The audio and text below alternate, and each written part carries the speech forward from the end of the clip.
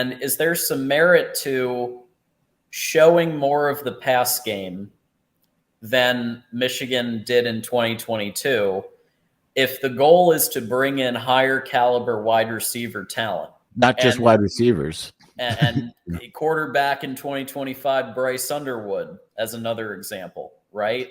Is he going to come if Michigan is going so heavy in the run?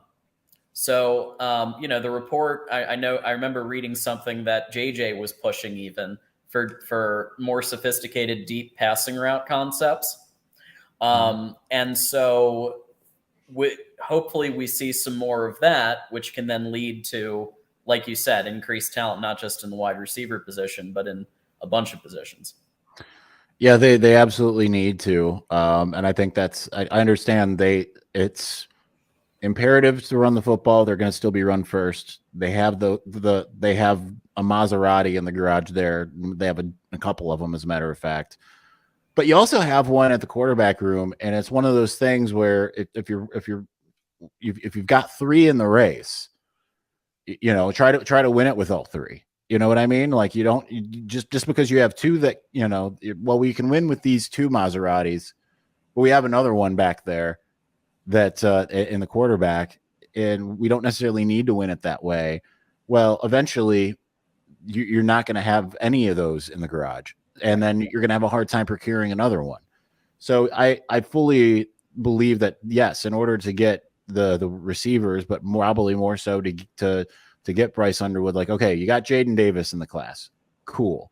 That sets you up potentially for a while. But when you got a guy that's 10 miles away from Ann Arbor, like literally, right? Belleville, I lived in Belleville when I went back to Michigan after dropping out for a while. It's a 10-minute drive. You got a guy 10 minutes away. You got to be able to get that level of talent to your school, right? Like if there was a 5-star quarterback in Columbus, Ohio, or let's say Dublin, Ohio, there's no way they're not going to Ohio State. Ohio State's not going to let them get away. If there's one that's 10 minutes away from Tuscaloosa, 10 minutes away from Athens, they're not going to go anywhere else.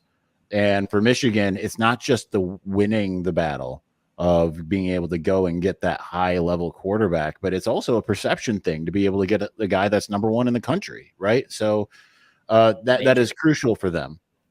And it's very crucial that they do the things, because you can't sit there and say, well, when you come, we'll change things. Well, guess what? JJ McCarthy is fully capable of doing what a high-level quarterback can do. You put him in the right system.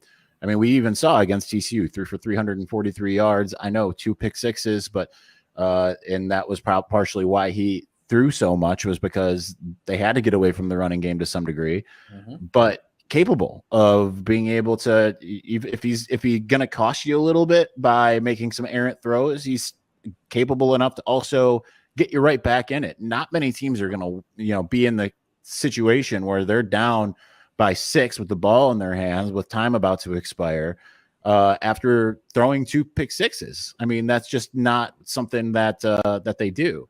So it's Michigan needs to be able to utilize the 5-star quarterback that they have, and if they want to be able to continue to lure 5-star quarterbacks to the program, because while some are going to sit there and say, I see the benefit of being in a more pro style system, that's only going to last you for so long. You need to be able to, when you go up against Penn State, and this was, we all thought last year against Penn State, because what Penn State's run defense was going in, that, we're going to finally see JJ McCarthy kind of unleashed, especially because the week before he was somewhat unleashed against Indiana.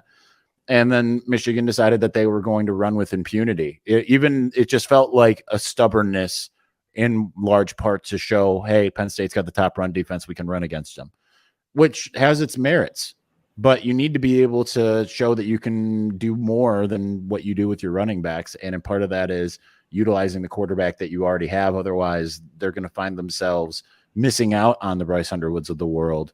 And then you just end up with game managers from there on in, because you're not going to be able to convince anyone that watches any of these kids now that are, coming to the games and tuning in, that they're going to get utilized. That's the same thing with wide receiver. And you know what, back in the day, I remember in the Urban Meyer era, I know we talk about Ohio State a lot. Maybe it's because I'm talking to you, Mark.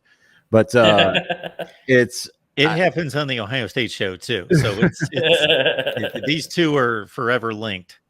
But I remember in the Urban Meyer era when he was starting to try to build his thing, it was more about getting that getting the running back and the H back, right? Like that was the more premium. Yes, they were getting the quarterbacks and everything, but the talk around the Michigan end on that whenever a higher end wide receiver would commit or was just looking at going to Ohio State, even when like Donovan Peoples-Jones was strongly considering Ohio State, it was, well, I hope you enjoy blocking for those wide receiver or for those running backs and everything. And Michigan's kind of in that same boat. Michigan needs to be able to find a way to get some of those, to get all those pieces together so that they can open it up in order to take that next step. That doesn't mean getting away from running the football.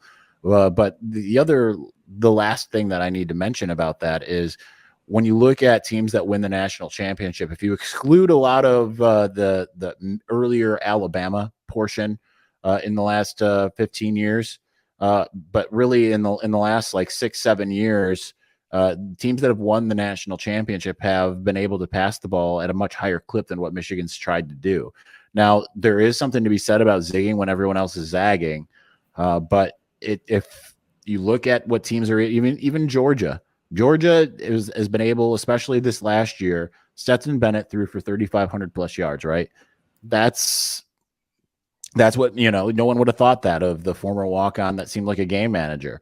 That's how Georgia is able to get a Dylan Raiola, and granted they had a Justin Fields on their team, but they were stodgy for a while and stuck with Jake Fromm and lost Justin Fields, and they needed to build out their defense in order to get to this point where they can do multiple things. Michigan likes to say it can do multiple things, but you need to be able to show you can, especially because what number one quarterback in the country is going to want to come if you're just going to be taking a back seat to whoever is the tailback, and you may or may not get drafted, right? So that it's pretty crucial for Michigan to change the narrative there. Yeah. So. Sorry, go ahead. I was just going to say, Isaiah, for you, is it sheer just number of pass attempts, or is it beyond that? It's a mixture of pass attempts as well as just being able to go more downfield. Now, we did see JJ McCarthy earlier in the season go downfield, but it seems really often that Michigan likes to keep things West Coast offense style intermediate. And I think that's all good and well, but I think that you need to be able to hit those home runs a little bit more than what Michigan does. So speaking of some moves in the recruiting world, Chris Partridge has been really getting those linebackers and defensive players.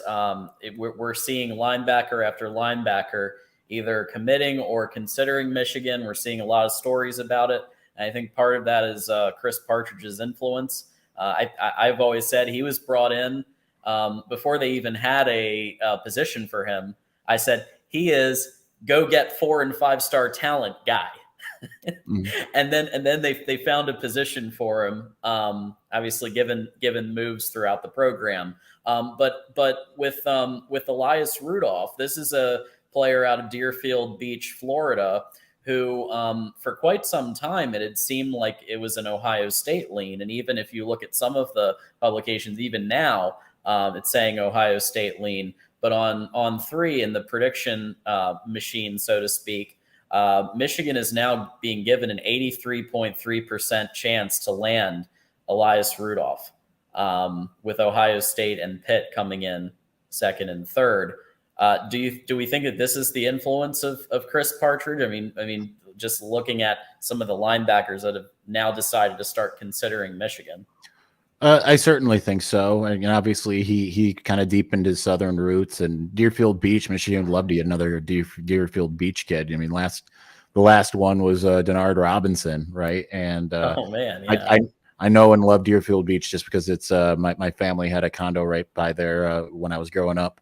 And the best lobster bisque anywhere is in Deerfield Beach at the Whale's Rib. So I digress, but I do think that that's part of it. I do think it's part of that is being able to for Partridge to be there. Now, that is one of the things that I think has been missing in Michigan recruiting, is being able to get more high level linebackers. Now they get one every now and again, right? They got Junior Colson, but even Devin Bush wasn't like a high end considered to be like a 5-star guy. I know that was how Michigan fans treated it, especially considering he seemed like he would be a Florida State lock due to his father and everything. But I mean, he was like a 4-star on most sites, a 3-star on one, but he was like more of like in the 300s, and then he played like a 5-star, right?